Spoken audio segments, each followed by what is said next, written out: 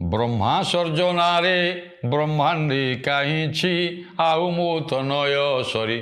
ପୁଣି ଦଶରଥ ରାଜା କହୁଛନ୍ତି। ରାଜା ଦଶରଥ ପୁଣି ସେମାନେ ଆଉ ବାମଦେବ କାଶ୍ୟପ କୁଳଗୁରୁ ରାଜଗିରି ସମସ୍ତେ ବସିଛନ୍ତି ପାରିଷଦ ବର୍ଗ।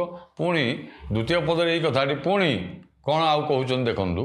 ବ୍ରହ୍ମା ସର୍ଜନାରେ ବ୍ରହ୍ମାଣ୍ଡେ କାହିଁଛି ଆଉ ମୋ ତନୟ ସରି।